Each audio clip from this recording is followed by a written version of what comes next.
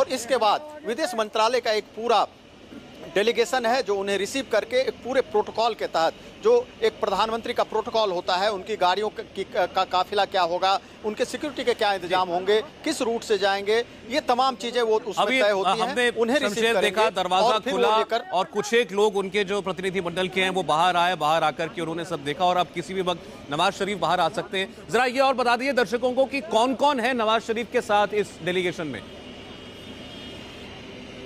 जी देखिए, इस डेलीगेशन में उनके साथ नेशनल सिक्योरिटी एडवाइजर हैं, उनके विदेश मंत्री हैं और अधिकारियों की एक टीम पहले आ चुकी है। उनका बेटा भी उनके साथ आ रहा है। एक न सिर्फ ये जो उनका रोक रहा हूं आपको एक बार फिर शमशेर, नवाज शरीफ अब हमें दिख रहे हैं हवाई जहाज की सीढ़ियां नीचे उतरते हुए।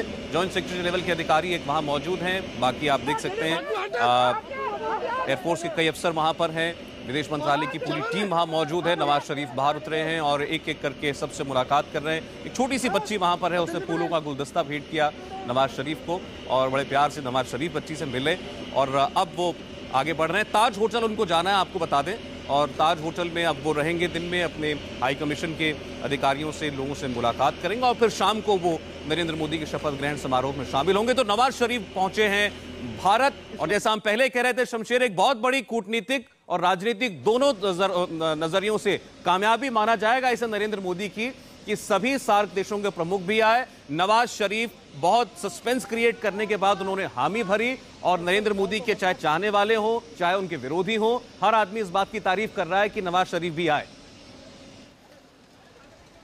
जी देखिए, नरेंद्र मोदी सरकार की अगर आप सरकार बनने से पहले की बड़ी उपलब्धि कह सकिए तो एक ये बड़ी उपलब्धि मानी जाएगी, क्योंकि जिस तरह से तमाम देशों को न्योता भेजा गया और उसमें पाकिस्तान को खास करके अगर आप बात करें तो एक पहल जिस तरह से नरेंद्र मोदी ने की, वो एक संकेत था हमारे पड़ोसी मुल्कों के लिए, खास करके पाकिस्तान के लिए, जिनसे संबंध लगातार पिछले कुछ सालों में देखें और भी तनाव बने हुए हैं। तो नरेंद्र मोदी सरकार शपथ लेने से पहले कूटनीतिक तौर पर एक बड़ी उपलब्धि कह सकते हैं सौरभ इसे, और यही वजह थी कि काफ़ी कुछ समय तक पाकिस्तान भी पेशोपेश में पड़ा कि नवाज शरीफ को आना चाहिए नहीं आना चाहिए। जो पाकिस्तान के आंतरिक हालात हैं, कई वहाँ पर कई पावर सेंटर हैं, कई चीज़ें हैं। जो खबर ये आई थी कि नवाज शरीफ की हामी भरने से पहले वहाँ के आर्मी चीफ से कंसल्ट किया गया, तो कई वहाँ पर जैसे मैंने कहा कई पावर सेंटर हैं। ऐसे हालात में पाकिस्तान के लिए भी मना करना भी मुश्किल था और आना भी अपने आप में कई सब लोगों से बातचीत करके सलाह मशवरा करके आना था। तो नरेंद्र मोदी ने अपनी तरफ से जो एक पहल की थी, वो एक कह सकते हैं कि पहली अच्छी पहल जीत कह सकते हैं कूटनीतिक तौर पर भारत की। और इसके बाद जो आ रहे हैं, जो बॉडी लैंग्वेज की, अब यहाँ हमें बॉडी लैंग्वेज की बात करनी होगी। जिस तरह से नवाज शरीफ का बॉडी लैंग्वेज था, जाहिर सी बात थी वो यहाँ बात करने के लिए आए हैं, कुछ न कुछ हल निकालने के लिए आए हैं। कल जो बैठक होगी 30 से 40 मिनट की, कई तमाम चीज़ें होंगी। लेकिन देखिए सौरभ, एक चीज़ और बताऊं, जो तमाम बातें होती हैं, इसके अलावा एक क्रिकेट मैच की बात करें, कई सालों से दोनों देशों के बीच क्रिकेट मैच नहीं हो रहे। कल वहाँ नजम सेठी, जो वहाँ के पाकिस्तान क्रिकेट कंट्रोल बोर्ड के चेयरमैन हैं, वो इनसे मिले। उन्होंने कहा कि आप जा रहे हैं भारत, आप बात करेंगे मोदी जी से और दोनों देशों के बीच रिश्ते बहाल अच्छे हों, इसके लिए मैच होने जरूरी है। क्रिकेट मैच एक ऐसा जरिया है जिससे संबंधों में खटास को दूर करने में मदद मिलेगी। तो हालांकि शमशेर, ये भी बहुत से जानकार कह रहे हैं कि इस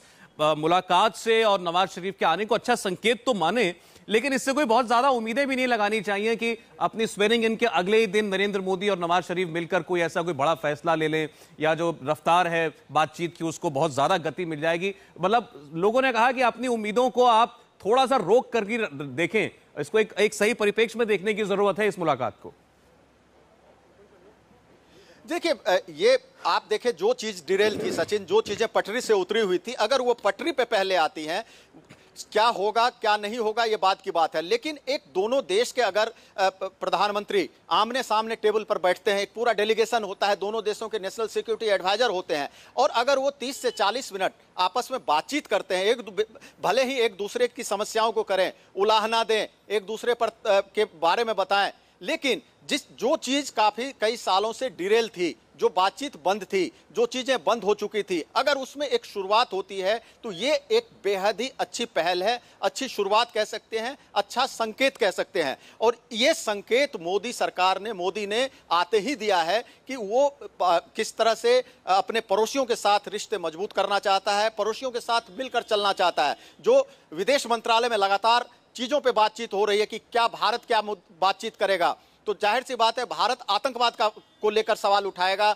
ये जरूर कहेगा कि पाकिस्तान अपनी जमीन पर आतंकवाद को पनपने ना दें। वो ये भी चाहेगा कि पाकिस्तान लगाम लगाए, लेकिन साथ ही दूसरी तरफ व्यापार की भी बात करेगा। पड़ोसी देशों में व्यापार को लेकर, व्यापार एक अहम कड़ी का काम करेगा, एक बेहद ही जरूरी चीज है। तो व्यापार की बात होगी, साथ ही आतंकवाद को रोकने की भी बात होगी। नवाज शरीफ अपनी बात रखेंगे, जो विवादास्पद मुद्दे हैं, जाहिर सी बात है जब वो बातचीत होगी, बेहद ही अनौपचारिक बातचीत है, लेकिन वो अपनी बात रखेंगे। लेकिन सबसे अच्छी बात है कि जिस चीज की पहल नहीं हुई थी, जिस चीज की कोई शुरुआत नहीं थी, जो चीज डिरेल थी, वो अब पटरी पे आ रही है, एक अच्छी शुरुआत हो रही है, एक अच्छा संकेत है। तो यहां एक नतीजे की बात हम नहीं करें, लेकिन ये उम्मीद तो करते हैं कि जो अच्छा संकेत है उसके नतीजे आने वाले दिनों में अच्छे होंगे। इसमें एक राय जरा मंजीत की भी लेना चाहते हैं। मंजीत भी नजर रखते हैं अंतर्राष्ट्रीय मामलों पर और रक्षा से जुड़े मामलों पर।